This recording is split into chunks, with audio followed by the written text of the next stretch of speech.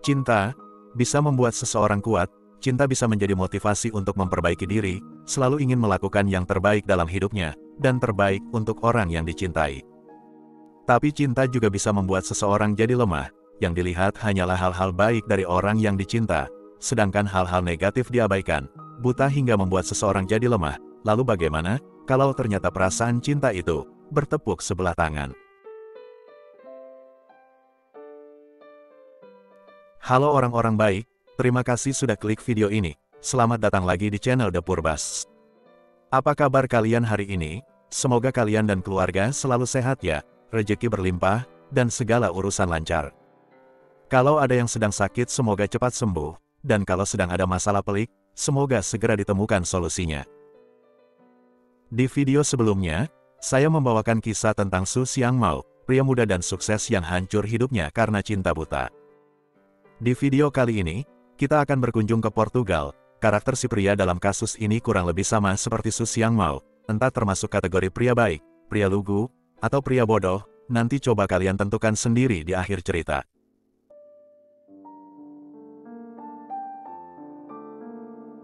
Diogo Gonçalves, lahir pada tanggal 17 Juli tahun 1999, di kota pesisir pantai yang indah, Albufeira, berlokasi di distrik Faro, sebelah selatan negara Portugal.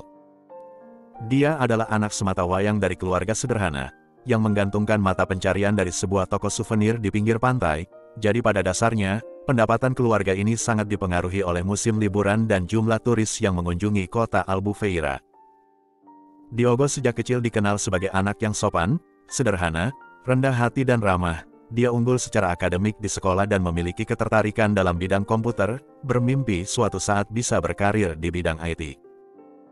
Diogo memiliki masa remaja yang normal dan menyenangkan. Mungkin karena dia anak tunggal, Diogo jadi jarang berada di rumah dan selalu bermain dengan teman-temannya di luar rumah. Karena dia tidak suka sendirian, kalau sedang tidak bersama teman, Diogo akan membantu orang tuanya di toko souvenir. Setelah lulus SMA, pemuda ini mendaftar kuliah di sekolah tinggi komputer, mengambil pendidikan diploma. Tapi karena pendidikan itu lumayan mahal, Diogo juga bekerja di restoran makanan cepat saji supaya bisa ikut sumbangsih membayar uang kuliahnya. Sebagai mahasiswa, Diogo dikenal sangat tekun belajar, dan sebagai karyawan rumah makan cepat saji, Diogo dinilai sangat rajin, cekatan, dan bisa diandalkan. Di tahun pertama masa kuliah, semua berjalan lancar bagi Diogo Gonçalves. Hingga kemudian di awal tahun 2017, rentetan tragedi menimpa keluarga ini. Suatu hari, ayah Diogo terkena stroke yang parah, membuatnya berada di kondisi antara hidup dan mati selama beberapa minggu, dan ketika kondisinya sudah stabil, ayah Diogo masih harus menjalani perawatan intensif di rumah sakit, sehingga bisnis dan keuangan keluarga mereka pun terganggu. Susah payah Diogo dan ibunya harus mengatur keuangan, antara kebutuhan sehari-hari, biaya rumah sakit sang ayah dan biaya kuliah Diogo. Tapi kemalangan tidak berhenti sampai di situ. Suatu hari lagi, saat sedang dalam perjalanan menuju rumah sakit, ibu Diogo ditabrak mobil yang melaju kencang, membuat tubuh wanita itu terlempar hingga 10 meter lebih, dan membuatnya kehilangan nyawa. Pengemudi mobil yang menabrak ibu Diogo ditangkap keesokan harinya. Tapi walaupun ada begitu banyak bukti dan saksi mata atas kejadian itu, pengadilan kasus ini berlangsung sangat lama dan berbelit-belit. Karena si tersangka adalah orang kaya dan mampu membayar jasa pengacara mahal. Untuk sementara kasus ini kita skip dulu, dan ceritanya kita lanjutkan ke hidup Diogo. Pemuda ini saat itu belum genap 18 tahun, sementara hukum di Portugal mengatur bahwa batas minimum seseorang dianggap dewasa adalah 18 tahun, ibu Diogo sudah meninggal, ayahnya masih terbaring di rumah sakit. Oleh karena itu, saudara perempuan sang ayah datang ke Albufeira untuk menjadi wali bagi si keponakan sekaligus merawat ayah Diogo. Hubungan Diogo dengan bibinya jauh dari kata akur. Sang bibi adalah wanita yang keras dan penuh aturan.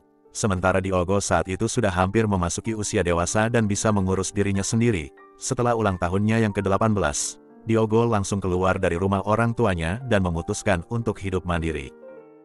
Diogo lalu menyewa sebuah apartemen kecil, terus bekerja di restoran cepat saji sambil melanjutkan kuliah komputernya.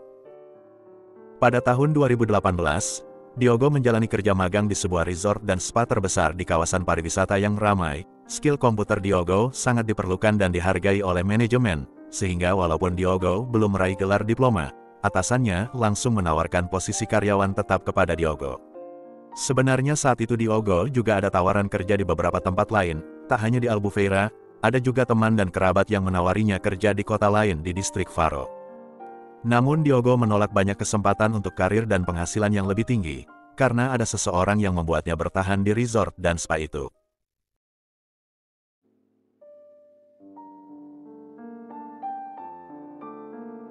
Pada dasarnya, Diogo adalah pemuda yang baik, jujur, mudah bergaul dan menyenangkan. Rekan-rekan kerja menyukainya, gajinya lumayan, atasannya pun sangat menghargai pekerjaan Diogo. Namun di antara semua alasan tersebut, alasan sebenarnya yang membuat Diogo betah bekerja di sana adalah Maria Malveiro. Wanita ini juga lahir dan tumbuh besar di Albufeira, setahun lebih tua daripada Diogo. Dia tidak pernah kenal siapa ayah kandungnya. Pria itu meninggalkan sang ibu saat wanita itu sedang hamil. Di masa kecilnya, Maria harus berpisah dengan ibunya, karena wanita itu didiagnosa mengalami gangguan jiwa dan harus dirawat di rumah sakit. Selanjutnya, Maria diasuh oleh sang nenek. Ketika Maria masih duduk di bangku SMA, sang nenek pun pergi untuk selama-lamanya. Maria remaja, harus berpindah-pindah tinggal di rumah beberapa kerabat, sampai akhirnya dia mencapai usia 18 tahun. Semua pengalaman hidup itu membuat Maria memiliki prinsip hidup, bahwa di dunia ini, tak seorang pun yang bisa diandalkan kecuali dirinya sendiri. Maria, sejak kecil adalah siswi yang atletis, tertarik dengan banyak bidang olahraga, khususnya bela diri jiu-jitsu, bahkan sampai meraih sabuk biru. Maria bercita-cita suatu saat bisa menjadi polwan, namun mimpinya itu tak pernah bisa kesampaian. Lulus SMA, Maria mendaftar ke Akademi Polisi, tapi pada biodatanya, tercantumlah bahwa sang ibu adalah pasien rumah sakit jiwa, oleh karena itu Maria tidak lulus menjadi polwan. Gagal masuk Akademi Polisi, Maria mengikuti pelatihan khusus untuk menjadi petugas keamanan profesional, dan setelah pelatihannya selesai, Maria ditugaskan untuk menjadi security di resort dan spa yang sama di mana Diogo bekerja. Gaji Maria di tempat itu sebenarnya cukup besar untuk dirinya sendiri, tapi dia harus menanggung biaya pengobatan dan rumah sakit sang ibu. Maria harus berhemat dan berhitung untuk semua pengeluaran pribadinya. Meski dengan kondisi yang serba terbatas, gadis ini tidak putus asa, tetap optimis pada masa depannya. Maria yakin suatu saat keadaannya akan membaik. Dia terus bekerja dengan tekun, bersikap ramah dan bersahabat pada semua orang di tempat kerjanya, termasuklah Diogo Gonçalves. Maria bekerja di tempat itu beberapa bulan lebih awal daripada Diogo. Sejak hari pertama bekerja, si karyawan IT terkesan dengan keramahan dan kebaikan Maria. Diogo salah mengartikan semua sikap Maria, diam-diam mengagumi dan tergila-gila pada Maria, bahkan menolak tawaran kerja di tempat lain, menepis karir dan gaji yang lebih tinggi, semua karena Diogo tidak mau berpisah dengan Maria. Diogo sudah mengutarakan perasaannya kepada Maria, namun gadis itu menolak secara halus, menyatakan bahwa dia belum berminat untuk menjalin hubungan cinta-cintaan. Meski demikian, Maria selalu menerima hadiah dari Diogo, setuju untuk makan siang dan makan malam bersama, sesekali mereka nonton ke bioskop atau pergi ke tempat hiburan lainnya, layaknya sepasang kekasih, dan ketika sikap atau obrolan Diogo sudah mengarah ke soal cinta-cintaan, Maria segera membelokkan topik tersebut. Diogo pantang menyerah, dia berpikir kalau Maria sebenarnya suka padanya, hanya belum siap untuk memulai sekarang. Lama-kelamaan Maria akan yakin dan menerima cintanya. Atas dasar pemikiran itulah, Diogo terus merogoh kantongnya, menghabiskan sepertiga gajinya setiap bulan untuk menyenangkan hati Maria. Hingga pada suatu hari, entah sengaja atau tidak, Maria memposting video dirinya bersama gadis lain, berpelukan dan berciuman. Diogo melihat postingan tersebut dan patah hati. Diogo sadar sekarang, Maria bukannya belum siap memulai hubungan, masalahnya, Maria menyukai perempuan. Gadis yang menjadi kekasih Maria selama 1 tahun terakhir ini adalah seorang perawat berusia 23 tahun yang bernama Mariana Fonseca. Supaya tidak bingung antara Maria dan Mariana, si kekasih ini selanjutnya kita sebut dengan nama Ana. Diogo bertanya langsung kepada Maria, mengapa dia tidak berterus terang selama ini kalau dia seorang lesbian, yang dijawab oleh Maria bahwa itu adalah privasinya, dan dia tidak nyaman kalau harus membicarakan tentang preferensi seksual atau urusan cintanya kepada orang lain. Walaupun sudah terungkap bahwa Maria seorang lesbian, Diogo masih menjalin pertemanan dengan gadis itu. Di dalam hatinya, Diogo berharap suatu hari nanti Maria akan sadar bahwa hubungan bersama Ana adalah kesalahan, dan akhirnya mau menerima cinta Diogo. Maria sempat menjaga jarak dengan Diogo. Tak lama kemudian, Maria menghadapi kenyataan bahwa ibunya meninggal di rumah sakit. Hal itu membuat Maria bersedih dan entah mengapa, dia semakin sering menghubungi Diogo untuk berkeluh kesah berbagi rasa dukanya. Tak terasa keduanya akrab lagi. Maria masih menjalin hubungan dengan Anna si perawat. Tapi bagi Diogo, untuk sementara itu sudah cukup baginya, bisa dekat dan akrab dengan Maria walau hanya sebagai sahabat.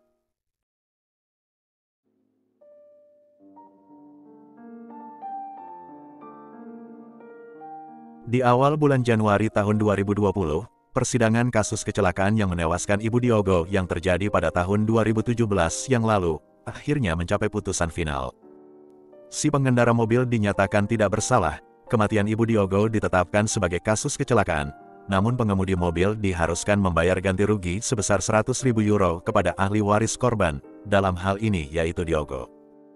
Uang kompensasi itu pun ditransfer ke Diogo. Tiba-tiba saja, pemuda ini menjadi orang kaya baru dengan saldo tabungan sebesar 100.000 euro, atau kalau dirupiahkan, nilainya sekitar 1,7 miliar. Suatu malam saat mereka sedang dinner, tanpa bermaksud untuk menyombongkan diri atau ada niat apapun, Diogo bercerita kepada Maria bahwa dia menerima kompensasi sebesar 100.000 euro atas kecelakaan yang membuatnya kehilangan ibu. Diogo kecewa si penabrak ternyata dibebaskan, dan berkata bahwa sebanyak apapun uang kompensasi yang dia terima, tidak akan bisa mengembalikan ibunya. Diogo hanya berkeluh kesah, sekedar berbagi kesedihan dengan sahabatnya, tapi dia tidak sadar kalau mata Maria berbinar-binar membayangkan uang sebanyak itu ada di tabungan Diogo. Sejak malam itu, sikap Maria kepada Diogo berubah drastis. Maria semakin sering mengajak Diogo keluar, makan malam atau nonton bioskop, dan tak jarang dia mulai berani menggandeng lengan pemuda itu, sesuatu yang tidak pernah dia lakukan selama 2 tahun lebih mereka berteman. Diogo juga sadar dengan perubahan sikap Maria, merasa kalau gadis itu akhirnya mulai menyukainya sebagai lawan jenis, menikmati semua sentuhan dan perhatian dari Maria, tanpa curiga, tanpa berpikir, bahwa di balik semua perubahan tersebut, terselip niat tersembunyi. Di malam ketika Maria tahu tentang uang kompensasi yang diterima Diogo, gadis itu bercerita kepada kekasihnya, Anna, keduanya lalu menyusun rencana untuk bisa mengambil alih uang tersebut. Maria dan Anna menyusun rencana dengan seksama, tidak terburu-buru. Sebagai permulaan, Diogo harus dibuat percaya bahwa Maria akhirnya mulai membalas perasaan cinta Diogo. Langkah selanjutnya, mereka akan mencuri uang Diogo, lalu kabur ke luar negeri, memulai hidup baru bersama.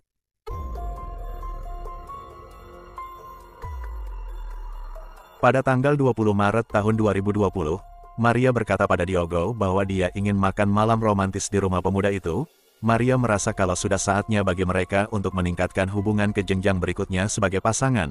Setelah makan malam, Maria berjanji akan memberi hadiah yang sangat spesial untuk Diogo. Di momen itu, Diogo sangat bahagia, bukan hanya karena kini Maria sudah mau memulai hubungan serius dengannya, tapi juga, Maria menyiratkan bahwa setelah makan malam, akan ada adegan romantis di atas ranjang. Malam harinya, masih di tanggal 20 Maret sekitar jam 8 malam, Maria tiba di apartemen sewaan Diogo, di mana pemuda itu sudah siap dengan makan malam di atas meja yang dia masak sendiri. Mereka duduk berhadapan di meja makan. Maria lalu menuangkan minuman mahal, yang tadi dia beli di perjalanan, lalu menyodorkan gelas tersebut kepada Diogo. Pemuda itu tanpa curiga sedikit pun langsung meminum anggur tersebut, yang tanpa dia sadari, sudah dicampur dengan sejenis obat penenang dosis tinggi. Obat itu sangat mudah Maria dapatkan, dari siapa lagi kalau bukan dari kekasihnya, Anna, yang bekerja di rumah sakit. Rencananya sangat sederhana, mereka akan membuat Diogo tertidur pulas, lalu Maria mengakses rekening tabungan Diogo via mobile banking, melakukan transfer ke rekening tabungan Maria, lalu mereka kabur ke luar negeri malam itu juga. Setelah meminum anggur itu, Diogo terlihat pusing tapi dia tidak tertidur. Pemuda itu baru sadar, sepertinya kondisi yang dia alami adalah akibat dari anggur yang dia minum. Diogo terhuyung jatuh lalu berteriak, bermaksud minta tolong pada tetangga. Namun belum sempat dia bersuara, Maria langsung mencekik pemuda itu. Setelahnya Maria menelpon Anna yang menunggunya di mobil, tak jauh dari apartemen Diogo. Ketika Anna masuk, dia melihat Diogo tergeletak di lantai tak sadarkan diri. Anna bertanya apa yang terjadi. Maria menjawab, sepertinya dosis obat di dalam anggur kurang pas. Diogo tidak tertidur dan malah berteriak panik. Anna memeriksa keadaan Diogo yang tidak bernafas. Sebagai seorang perawat, Ana lalu melakukan prosedur CPR. Upaya penyelamatan yang dilakukan Ana berhasil membuat Diogo sadar kembali. Namun kemudian, Diogo mulai berteriak minta tolong, bangkit dan berusaha lari menuju pintu keluar. Namun Maria dengan skill bela dirinya, menyergap Diogo, memiting dan mencekik pemuda itu sekali lagi. Diogo kembali terkapar tak sadarkan diri, tidak bernafas sama sekali, dan kali ini, Ana tidak berusaha untuk menolongnya. Tak membuang-buang waktu, Maria menggunakan sidik jari dan wajah Diogo untuk membuka kunci HP pria itu, lalu mengakses mobile banking. Mereka memindahkan semua dana yang ada di rekening tabungan Diogo ke rekening Maria. Tujuan mereka sudah tercapai, tapi kejahatan mereka tidak sesuai rencana. Ada jasad yang kini harus mereka buang tanpa terlihat orang-orang.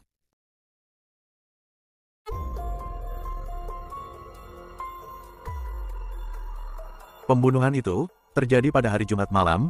Besoknya, Diogo harus masuk kerja, jadi Maria menggunakan HP Diogo, mengirim pesan teks kepada atasan pemuda itu di tempat kerja dan berkata bahwa dia ingin mengambil cuti besok.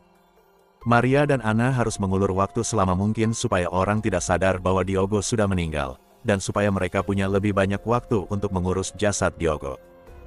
Bos Diogo di resort merasa bahwa SMS pemuda itu janggal. Selama masa kerjanya, Diogo belum pernah sekalipun telat masuk kerja, sakit, izin urusan keluarga atau mengambil cuti mendadak. Dia lalu menelpon HP Diogo namun semua panggilan itu ditolak, disusul dengan SMS yang mengatakan bahwa Diogo saat itu sedang ada urusan keluarga, tidak bisa menerima telepon. Keesokan harinya, Sabtu tanggal 21 Maret tahun 2020, Maria dan Ana masih belum tahu apa yang harus mereka lakukan terhadap jasad Diogo. Mereka sempat meninggalkan apartemen pemuda itu, makan dan belanja beberapa barang menggunakan uang yang mereka curi. Sebelum mereka menemukan langkah selanjutnya, Maria dan Ana terus menggunakan HP Diogo, mengirim pesan teks ke beberapa orang untuk menciptakan kesan bahwa Diogo saat itu masih baik-baik saja. Karena HP pemuda itu terkunci, Maria memotong jari jempol Diogo, supaya mereka mudah untuk membuka kunci HP kapanpun dibutuhkan. Dan pada saat itulah, terpikir sebuah ide untuk memisahkan tubuh Diogo menjadi beberapa bagian, lalu dibuang ke beberapa tempat. Mungkin potongan-potongan tubuh itu akan ditemukan seseorang nanti, tapi pada saat itu terjadi, Maria dan Ana sudah berada di negara lain. Mulailah pasangan lesbi ini memotong-motong Diogo, dikumpulkan dalam 4 kantong besar. Lewat tengah malam, mereka memasukkan 4 kantong itu ke dalam bagasi mobil Diogo lalu mulai berkendara ke arah laut. Maria mengendarai mobil Diogo, sementara Ana menggunakan mobilnya sendiri mengikuti dari belakang. Begitu tiba di luar kota, kantong pertama berisi badan dibuang ke sebuah tebing yang langsung menghadap ke laut. Mobil Diogo juga ditinggalkan di sana di tepi jurang. Mereka lalu berkendara dalam satu mobil menuju sebuah hutan, di mana mereka membuang 2 kantong lain, salah satunya berisi kepala. Maria dan Ana berkendara lagi sejauh beberapa kilometer dan membuang 1 kantong terakhir di sebuah air terjun. Mundur beberapa jam sebelumnya, di tempat kerja, bos Diogo masih merasa ada yang tidak beres pada bawahannya. Hingga Sabtu sore, Diogo tidak bisa dihubungi. Si bos ini akhirnya mendatangi kantor polisi dan melaporkan Diogo bawahannya yang tidak masuk kerja, dan tentang pesan teks tadi malam yang mencurigakan. Namun tentu saja alasan itu tidak cukup kuat untuk menetapkan seseorang menghilang. Apalagi, Diogo adalah pria sehat berusia 20 tahun, jadi polisi tidak menanggapi laporan tersebut. Andai saat itu polisi langsung melakukan pemeriksaan ke apartemen Diogo, kemungkinan besar mereka akan menemukan Maria dan Ana yang sedang memutil pemuda itu.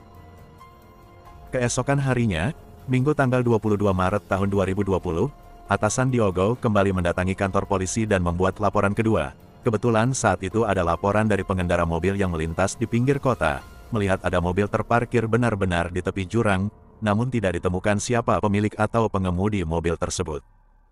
Polisi pun mendatangi lokasi mobil yang dimaksud, dan terkonfirmasilah bahwa itu adalah mobil Diogo. Dugaan awal, pemuda itu memutuskan untuk bundir.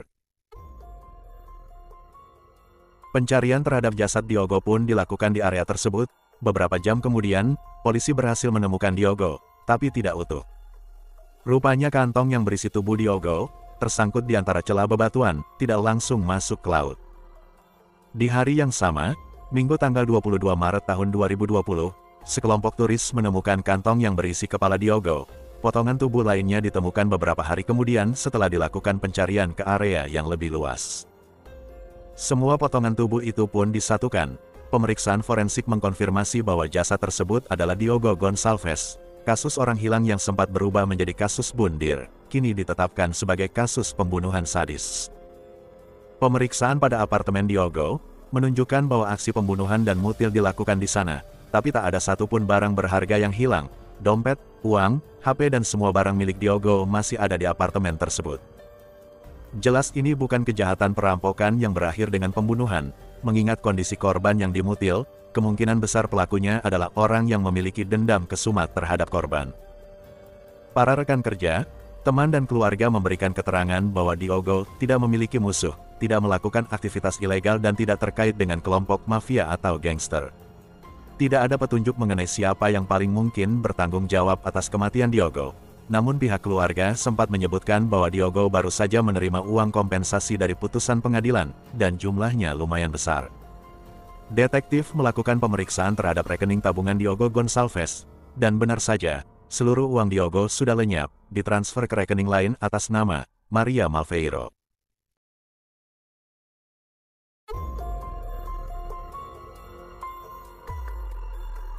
Kepolisian kota Albufeira segera mengeluarkan surat perintah penahanan bagi Maria Malveiro, identitas dan paspornya diblokir, dan benar saja, polisi bandara berhasil menangkap Maria bersama seorang teman wanita, yang tak lain adalah Mariana Fonseca, saat keduanya sedang melakukan check-in untuk penerbangan ke luar negeri.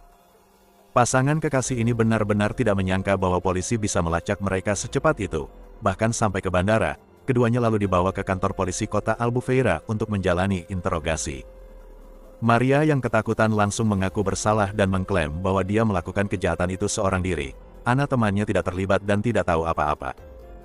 Maria memberikan keterangan bahwa korban telah mencoba untuk memperkosanya, jadi dia tidak sengaja mencekik korban dalam upaya untuk mempertahankan diri.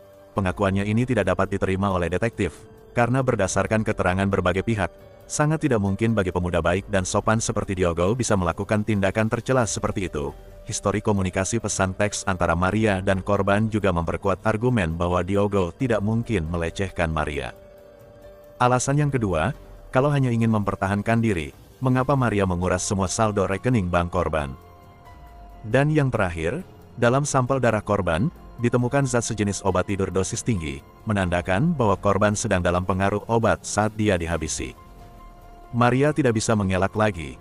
Hasil otopsi, bukti dan petunjuk mengarah pada kesimpulan bahwa ini adalah pembunuhan berencana, dengan motif untuk menguasai uang korban.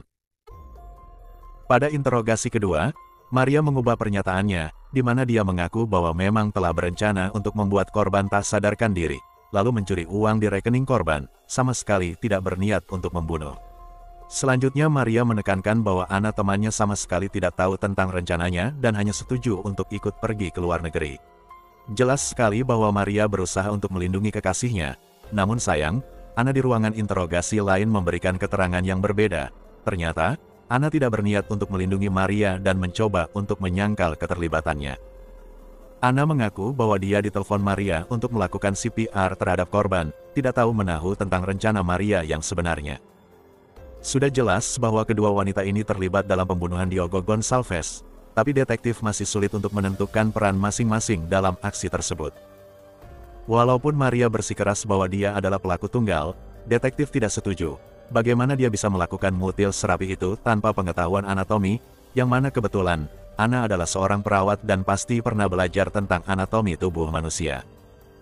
Hasil investigasi detektif akhirnya menyimpulkan bahwa Maria Malveiro dan Mariana Fonseca bersama-sama telah melakukan perampokan serta pembunuhan terhadap Diogo Gonçalves.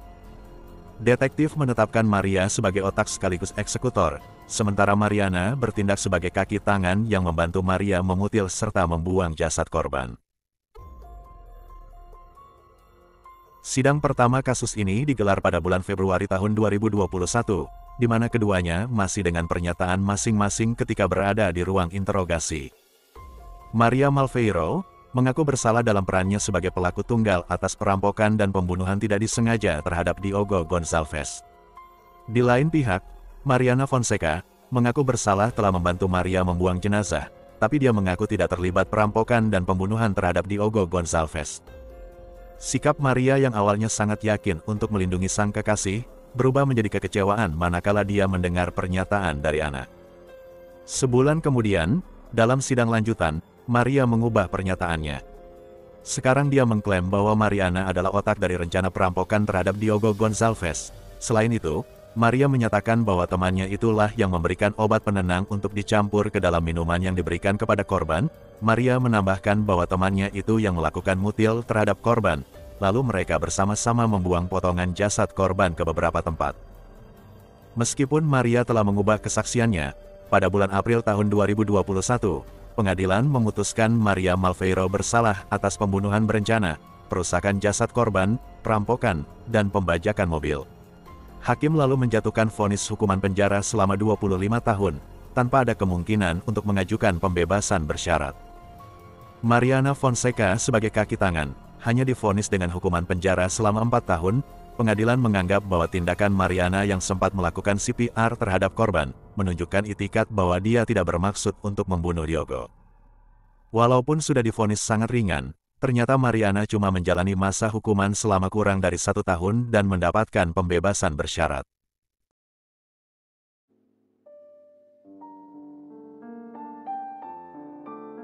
Setelah bebas dari penjara, Mariana Fonseca setuju untuk tampil dalam sebuah wawancara di TV lokal, sebuah keputusan yang akan sangat dia sesali di kemudian hari. Dalam wawancara tersebut, Mariana menceritakan lagi kejadian 2 tahun lalu, melimpahkan semua kesalahan pada kekasihnya yang sekarang sudah mendekam di penjara. Pada saat wawancara itu ditayangkan, publik melihat ekspresi wajah Mariana sangat mengerikan. Dia tersenyum sepanjang wawancara dan menyiratkan bahwa dia sangat puas dengan apa yang terjadi. Seorang psikolog terkenal menganalisa ekspresi wajah dan bahasa tubuh Mariana Fonseca, mengindikasikan bahwa wanita itu adalah penipu ulung. Psikolog ini menyimpulkan bahwa Mariana merasa sangat bangga atas keberhasilannya mengelabui hukum, kemungkinan besar dialah otak sebenarnya dari kejahatan yang ditanggung oleh Maria Malveiro sendirian. Sebulan setelah dia bebas, Mariana mengajukan gugatan terhadap rumah sakit tempat dia bekerja dulu, mengklaim bahwa dia telah dipecat tidak sesuai prosedur yang legal, dan menuntut ganti rugi dengan nilai yang besar. Mengejutkan, pengadilan setuju dengan gugatan Mariana, lalu memerintahkan manajemen rumah sakit untuk mempekerjakannya kembali ke posisi semula, serta membayar ganti rugi sesuai dengan yang dia minta. Semua sepertinya berjalan lancar bagi Mariana, dia dibebaskan hanya dalam hitungan bulan, bekerja lagi sebagai perawat di rumah sakit, dan menerima kompensasi moral sebesar 40.000 euro atau sekitar 700 juta rupiah. Berita ini sampai juga ke penjara hingga membuat Maria Malveiro frustasi, dan memutuskan untuk bundir, menggunakan spray tempat tidurnya yang dibentuk menyerupai tali. Namun sebelum bundir, Maria Malveiro menulis sebuah catatan yang merinci setiap detail atas perampokan dan pembunuhan terhadap Diogo dan menjelaskan secara detail mengenai keterlibatan Mariana Fonseca. Buntut dari insiden ini, ayah Diogo muncul dan menyatakan keyakinannya bahwa Mariana sama bersalahnya dengan rekannya, Maria. Ayah Diogo mengajukan peninjauan kembali dan kasus ini pun dibuka lagi. Pada bulan Juni tahun 2023, Mahkamah Agung memberikan putusan akhir, Mariana Fonseca dinyatakan bersalah atas pembunuhan berencana dan perampokan terhadap Diogo Gonçalves, juga dinyatakan bersalah telah melakukan mutil terhadap jasad pemuda tersebut serta bersalah atas pembajakan mobil.